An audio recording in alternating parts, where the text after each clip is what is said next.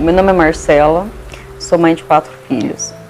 O Olo me ensinou que, mesmo que estava bem difícil para mim, naquele momento eu tinha que continuar. Mas eu caí várias vezes. Fui morar em um lugar muito feio. Eu cozinhava lá fora, eram 2 tijolos, uma grade. Eu fiquei vivendo isso 6 meses. Todos os dias cozinhando, eu agradecia, porque eu tinha onde cozinhar. E aí eu passava em tudo, mesmo sem nada. Eu sempre agradecia a minha geladeira, mesmo eu não tendo. Eu agradecia a minha cama, porque eu não tinha cama, eu dormia no chão, mas os meninos. Eu agradecia o guarda-roupa, eu agradecia o sofá, tudo que hoje eu tenho, eu sempre, e mesmo a casa vazia, eu sempre me via com tudo dentro dela. E aconteceu. Eu era uma pessoa arrogante, eu era incrédula, eu não acreditava em nada, achava que era tudo conversa, era tudo charlatão, que era tudo para pegar dinheiro das pessoas. E hoje, com tudo que eu passei, eu agradeço a tudo que eu passei, porque eu sou eu hoje, graças a ela. Eu olho no espelho e eu consigo falar, eu te amo. E eu tenho orgulho de você. Então, a partir daquele momento, isso agrava a situação, porque para piorar aquela vítima que eu era, eu começo a me mutilar. Porque eu olhava para mim, tu não tem noção, Rafa, o que eu fazia. Eu me batia muito, muito. Eu queria destruir aquele rosto. Eu tinha muito ódio dele. Muito, muito, muito, muito ódio. Eu lembro que a primeira vez que eu fiz oração de perdão, eu não consegui perdoar. E eu sabia que eu precisava perdoá-lo para que eu pudesse voltar a ser feliz. Eu entendi que eu não seria nada na vida. Eu não seria nada, eu não pagaria as minhas contas, eu não poderia ser uma boa mãe, eu não poderia ser nada se eu não aceitasse. Eu não tinha que ser conivente, eu tinha que aceitar aquela situação para que eu pudesse mudar aquela situação.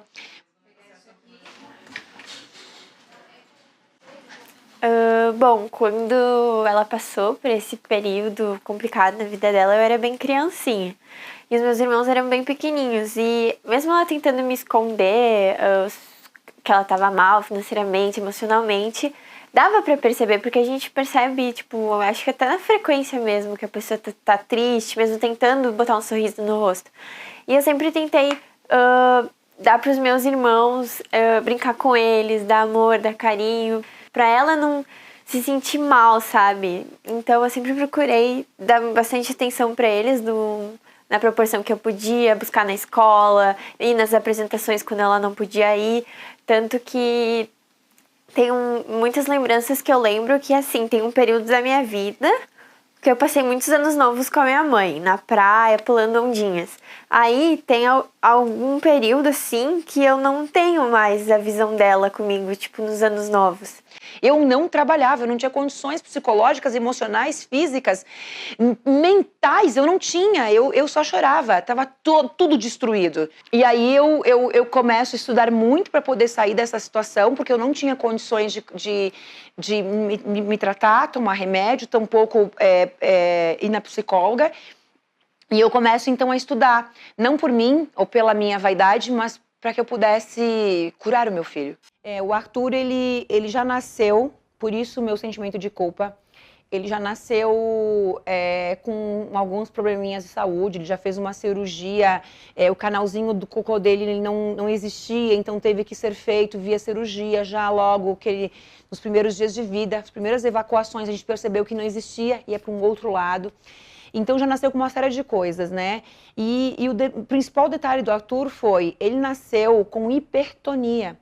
Cheguei na pediatra na segunda-feira e aí eu falei da cabecinha dele. Ela olhou, ela falou, eu acho que eu sei o que é, mas eu não vou te falar nada. Me lembro que a minha mãe estava comigo. Aí me encaminhou direto para uma neuropediatra. Chegamos na neuropediatra e ela já sabia de cara, pela posição que ele estava no meu colo, ela já sabia o que ele tinha.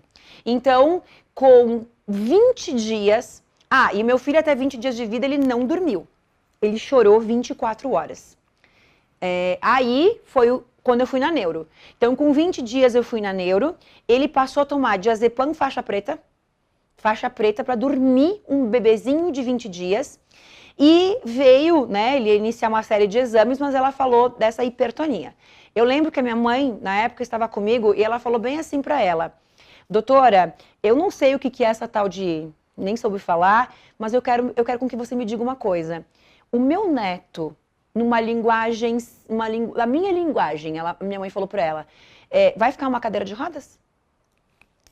A minha mãe concluiu que era isso que ela estava querendo me dizer. E eu nem ouvindo. Tipo, não tô nem aí. Eu não vou. Eu sou positiva, era aquela lá, né? E aí, eu lembro que a médica falou, sim, vó, possivelmente sim. Então, o diagnóstico do Arthur era, o Arthur não caminharia, o Arthur não falaria e não aprenderia. Então, a partir daquele momento, inicia muitos exames, né, uma série de exames, e ele começa a fazer fisioterapia. Ele passou 1 ano fazendo fisioterapia, em casa. O Arthur tinha 2 meses quando eu engravidei da Laura, e 1 semana depois eu me separei, né? Então, o Arthur fez esse 1 ano de fisioterapia e nesse 1 ano eu estava grávida da Laura. Eu grávida ali, o Arthur fazendo físio e eu mesmo com o Arthur, com esse diagnóstico do que a médica falou, ele tinha uma lesão que aconteceu, parece que durante o parto, durante a gravidez, uma lesãozinha no lado direito do cérebro que fez com que tivesse essa hipertonia. E eu sempre lidei com ele, porque eu já estava aprendendo cada vez mais, eu nunca olhei para ele e vi uma criança doente. Mas eu lembro que eu lidava com ele, com uma criança normal. O que muitos pais vão lidar com uma... Então você está colapsando aquilo. Se ele tinha que levar... Por exemplo, para mim ele é normal. Ele é normal. Ele fala, ele aprende, ele é inteligente, ele caminha. Eu tinha muita certeza disso. Então eu olhava para ele, eu via a imagem verdadeira e perfeita dele e eu anulava aquilo que me falaram. Eu não estava nem aí porque a médica falou, meu filho é perfeito e acabou. E eu conseguia durante o dia, com tudo que eu estava aprendendo, lidar com ele com perfeição. E curar o meu filho era porque durante toda a doença dele, durante tudo aquilo que ele passou, eu estava muito positiva. Até ele fazer a cirurgia. Quando ele fez a cirurgia, então, conforme eu falei, veio uma situação de que a médica falou, agora não temos mais o que fazer. Agora, talvez ele vá para uma transfusão, talvez para um transplante, e não temos garantias que ele possa sair dessa. E o que eu carregava dentro de mim? Eu era culpada. Imagina uma mãe que rejeitou um filho e o filho está doente. Hoje eu entendo que eu não rejeitei o meu filho. Eu rejeitei a minha gravidez e não o meu bebê. Mas naquela época, eu era culpada pela dor que ele estava passando, porque eu havia feito tudo isso. Tudo que eu queria era curá-lo. E eu comecei a buscar. Eu sabia que era eu que tinha que me curar. Eu entendia que eu tinha que me curar para poder curar ele. Eu tinha que me livrar dessa culpa. Eu olhava para ele e eu dizia, me perdoa, me perdoa, me perdoa, me perdoa. E eu falava isso 10.000 vezes por dia. E um dia eu fui na igreja e o padre me disse, se você fizer isso com ele de novo, você não tem noção daquilo que você está fazendo com meu filho. Porque eu lembro que eu falei pro padre, eu olhava para ele, eu ficava andando pela casa com ele. Eu falava mais de 50.000 vezes o tempo inteiro. Me perdoa, me perdoa, me perdoa, me perdoa, me perdoa, me perdoa, me perdoa. E eu lembro que o padre falou, Jesus morreu na cruz para nos perdoar e olha o que você está fazendo com você e com teu filho. Por que eu fui na igreja? Eu ia por tudo.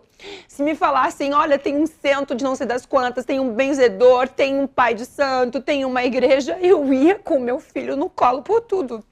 Se me falassem assim, lá na outra cidade, você vai demorar 2 dias para chegar com o teu filho no colo. Eu ia onde fosse.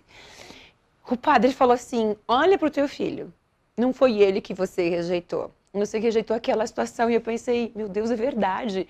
Foi uma ficha que caiu. Por que eu pedi perdão para ele? Porque eu achava que eu não queria ele. Imagina, nenhuma mãe não é com o teu filho, não é com o teu filho. É a situação que você está vivendo.